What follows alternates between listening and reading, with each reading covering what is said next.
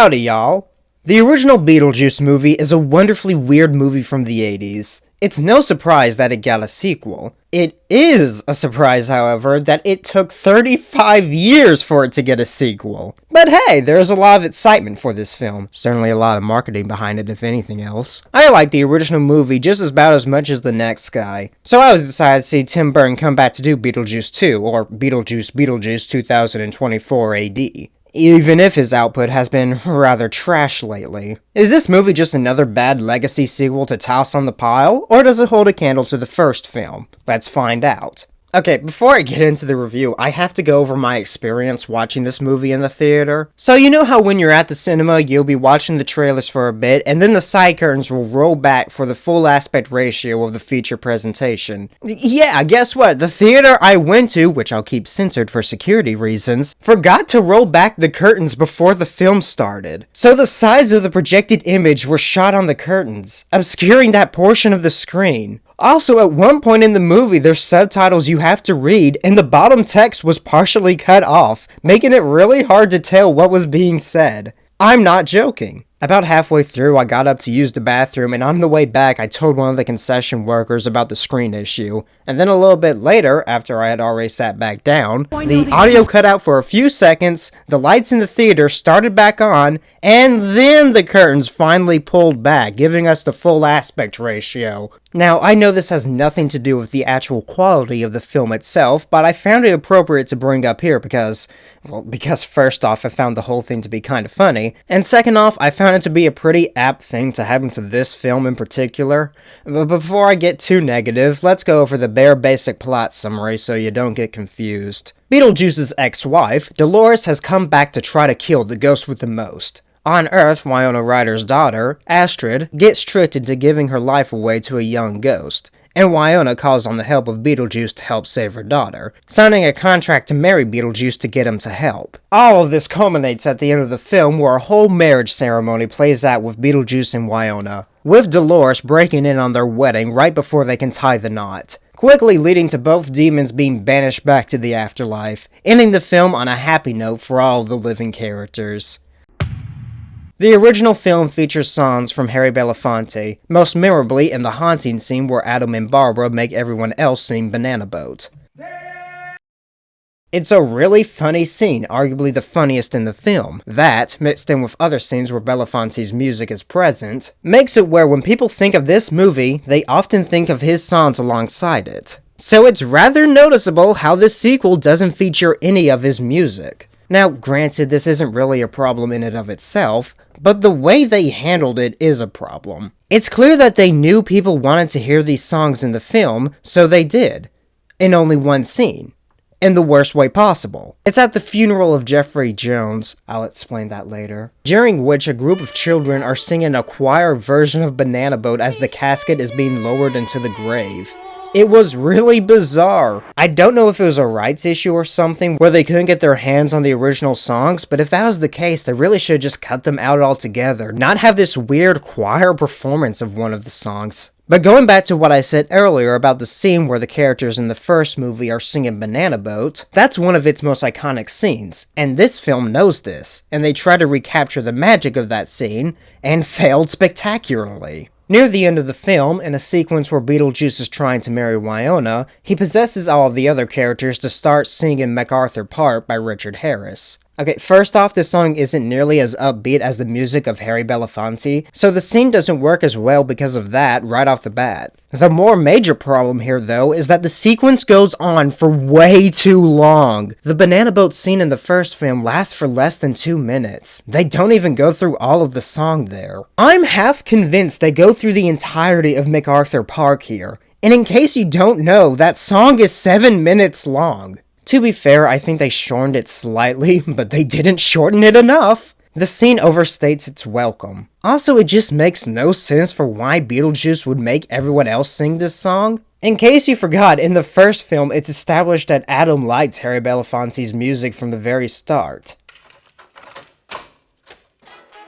He constantly has one of the man's songs playing in the background, so it makes sense, somewhat, for him to make the others sing the song here. In the new one though, why doesn't Beetlejuice make the others sing MacArthur Park? What, is he just like a really big Richard Harris fan? Another frankly bizarre music sequence happens later in the movie with the Soul Train. There's a part where Beetlejuice is talking about what's going to happen to Astrid now that she's in the afterlife. How she'll be forced to ride the Soul Train. And as he says Soul Train, a small snippet of disco music plays. A cheeky little reference to the Soul Train TV show, which was popular back in the 70s. At first, I thought that was just gonna be it, a small throwaway line, something that someone might chuckle at. But then, later in the film, when the Soul Train is shown, disco music starts blasting and everybody starts dancing on the railroad station. An over-the-top homage to the 70s show. It's like, okay, this would have been a weirdly dated joke if the first film had made it. I don't know what they were thinking here putting it in this film. One thing I really didn't care for was the gore in some parts. The original film was careful enough to keep the gore at a cartoonish enough level so that it was in tune with the comedy. And while that is still mostly the case here, they went way too overboard in some places. Jeffrey Jones's character has the top half of his body chopped off and his esophagus sticking out of the top that spews blood every time he talks.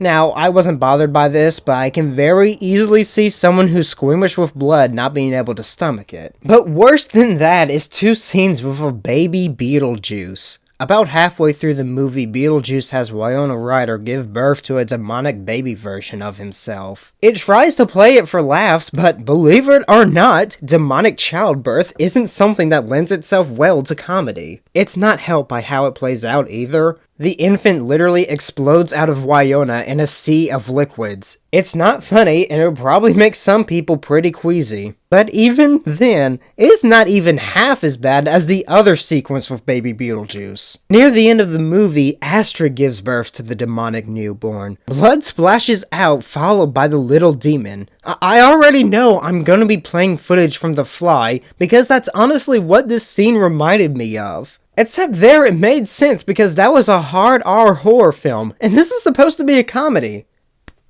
So like, I literally just considered this, was this supposed to be like an actual reference to The Fly because Gina Davis was in that movie and she was in the original Beetlejuice? Because if that was the reason behind it, that's just stupid. And it's downright disturbing seeing it play out with Astrid here. The performer may be 21 in real life, but she's supposed to be playing a 16-year-old in this film. Yes, the scene turned out to only be a nightmare from Winona, but Astrid doesn't look any noticeably older in it, and it being revealed to be a dream doesn't suddenly make the imagery of a 16-year-old giving a bloody birth to a demonic baby acceptable. This scene really should have just been cut out. It's not funny, it's disturbing, and I really wouldn't be surprised if it made some people walk out altogether. Speaking of Astrid here, let's go over her character in more detail. She doesn't believe that her mom can see ghosts because there's never a point where Winona is able to see her dead father. And that's what drives the conflict between the two and gets the story rolling in the first place. Astrid refuses to believe Winona, which, okay, fine, but how come Catherine O'Hara never tries to explain it to Astrid that ghosts are real? She just kinda sits back and watches the two fight. Now, I know her character isn't exactly the most empathetic person in the world. I will go insane and I will take you with me! But it's so weird how she never once steps in to try to tell Astrid that what her mother says is true. Granted, she may not believe her either, but it's weird how the movie doesn't even attempt a scene like that. Also later on, when Astrid and Winona are running about in the afterlife, they get to meet up with her dead father. And he says something to the effect of, "Even though you two couldn't see me, I was watching over y'all this entire time." Which, hang on, if he's been watching them, then why has Winona never been able to see him? She sees loads of other ghosts all about the place. Remember, the entire conflict between Winona and Astrid hinges on the fact that Winona never sees her husband as a ghost. And that makes Astrid resent her. If you were watching them, then how did she never see you? Were you lying about watching over them? Or was Winona lying about not being able to spot you? I swear I was begging him to say something like, "I wanted you to remember me as I was, so I stayed hidden." A simple line like that would have explained this rather gaping plot hole here. Also, getting back to Astrid herself, she sees a ghost boy in this film, and the dude, Jeremy, brings her into the afterlife. Okay, if you're seeing a ghost now, have you not seen other ghosts before then? Wyona sees ghosts all throughout the movie, except for her husband, but I digress. So I guess it's rather convenient that you haven't seen a ghost up to this point. Cause then you would have believed that your mother can see spirits, and then there wouldn't have been any conflict to begin with. To be fair, the movie tries to explain this with a line where Wyona tells Astrid that she started seeing ghosts when she was about her age, so it can be assumed that this is the first time Astrid has seen a ghost. But that doesn't make much sense either. In the first movie, it was explained that Wyona only started seeing ghosts because she was open to the idea of seeing them in the first place. It says, live people ignore the strange and unusual. I myself am strange and unusual. She was a weird girl, and her mind was open to weird things. Here, though, Astrid objectively objects to ideas of the afterlife. Because of the conflict with her mother, she refuses to believe in any of it for a second. Ghosts aren't real.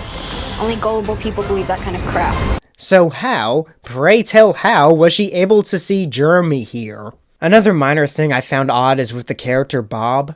Remember the shrunken head dude from the original? He was a fun background character. There's now a whole warehouse full of others that look just like him. For some context, Beetlejuice runs his business with a whole team of people that look just like the shrunken head guy from the original film, with the main one being a character named Bob. First off, their bodies are oddly proportioned. The dude from the first movie clearly had a normal body, it was only his head that was messed up. Here though, they have these weirdly bulky torsos to match. It honestly reminded me way too much of the Goombas from the 90s Mario film. Now yes, I know there's a practical reason for this. You have to hide the heads of the actors somehow. But in doing this, you make them out to all be lanky giants with small heads, which was clearly not the intention behind the design from the first movie. But more importantly than that is, why?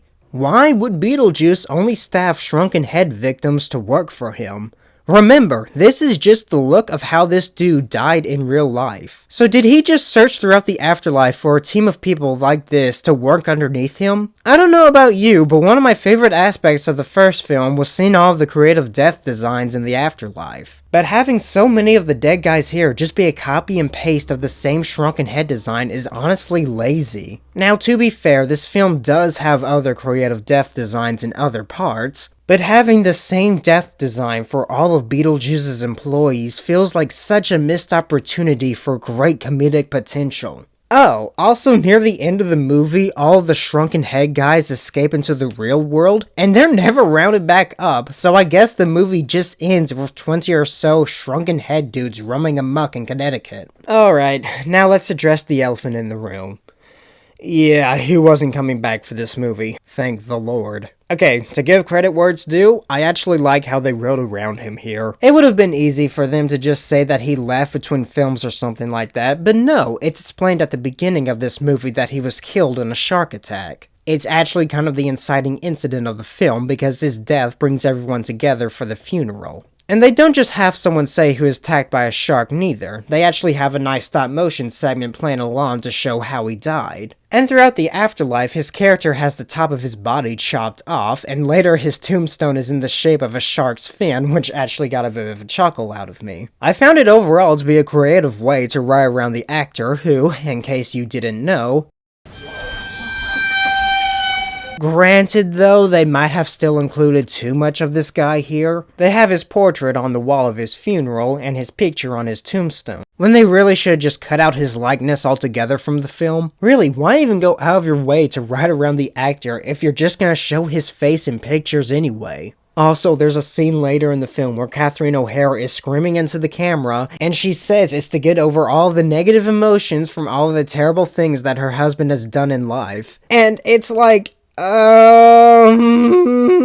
it's so weird because I don't even think it was meant to be a dig on the actor himself. It just seemed like an oddly tone-deaf joke considering what Jeffrey Jones has done in real life. But again, overall, I like the steps they took to write around the guy. Granted though, while they were pretty creative with how they avoided him, they didn't even try to write around Gina Davis and Alec Baldwin not being here. I don't know why they weren't brought back here, but their absence is explained away in a throwaway line. In case you don't remember, the two were forced to haunt this house for 125 years before they could leave.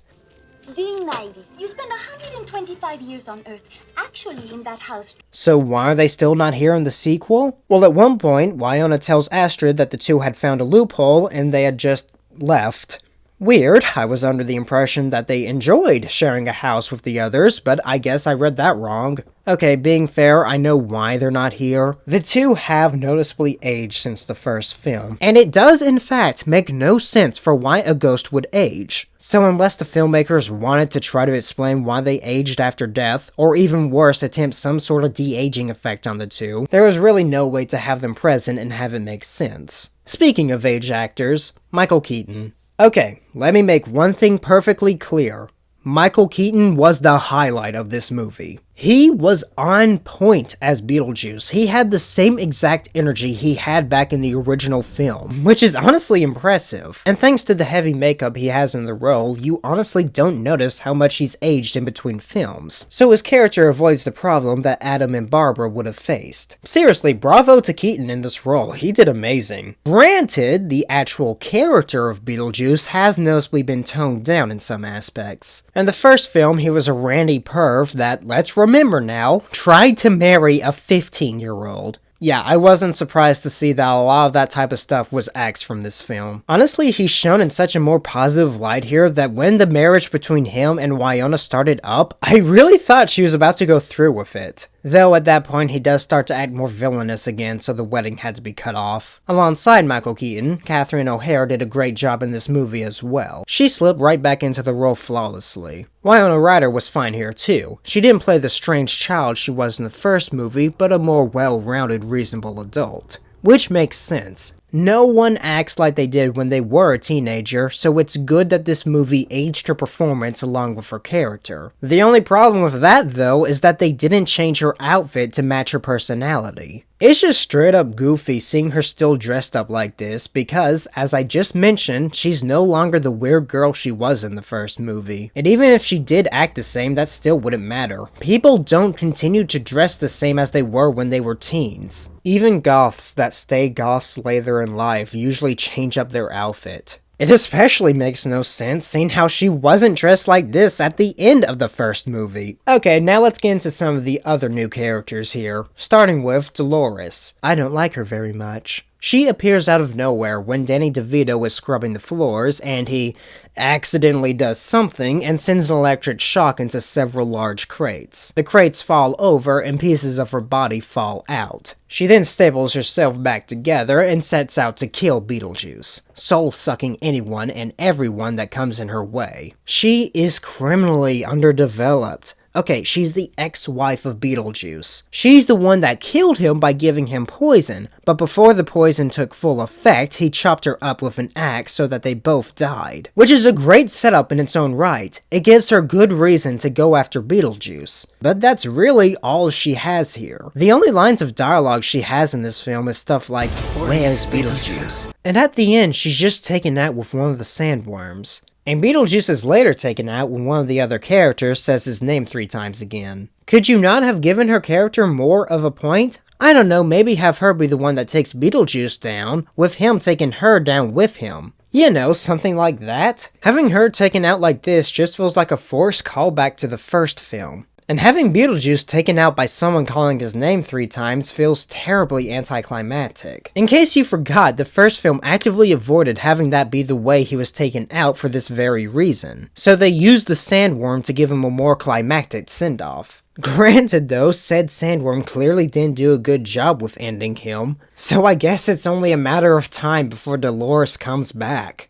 Now, going to the last character I want to discuss, Jeremy. The ghost that tricks Astrid into trading her life for his, so that he can live again. He's one of those twist villain types. He's nice to Astrid at first, but then turns on her by having her read an incantation in which she agrees to trade lives. It's also revealed that he had killed his parents and died accidentally falling out of a tree. He's evil in this movie for all of 20 or 30 minutes, and he's taken out by Beetlejuice later when the ghost with the most pulls a lever and has him fall down into a fiery pit. Trust me, I made that sound cooler than it was. In the film, it's really anticlimactic, which appears to be a running theme with this movie. Along with Dolores, Jeremy is just another underdeveloped threat here. Which leads me to my biggest problem with this movie. There are too many villains. Having Dolores and Jeremy, and Beetlejuice 2 technically, it's simply too much for it to handle. The film honestly feels unfocused with the two main baddies. It really should have cut one out and focused more on the other. I have no doubt this movie would have been much better if they had done that, but as it is, it just feels really unpolished. Overall though, I find this movie just below decent. I know I was pretty negative throughout this review, but there were some aspects of it I enjoyed. Again, the acting was pretty great all across the board, and the effects were a joy to watch too, for the most part. There's a few scenes where Catherine O'Hara has some snakes, and the snakes are so obviously CGI it hurts. It was easily the worst effect in the film bar none, but again, aside from that, everything else was pretty top of the board effects wise. In conclusion, I'm glad I saw Beetlejuice Beetlejuice in theaters, but I probably won't go out of my way to see it again. Thank you for watching all the way to the end, and until next time, goodbye y'all.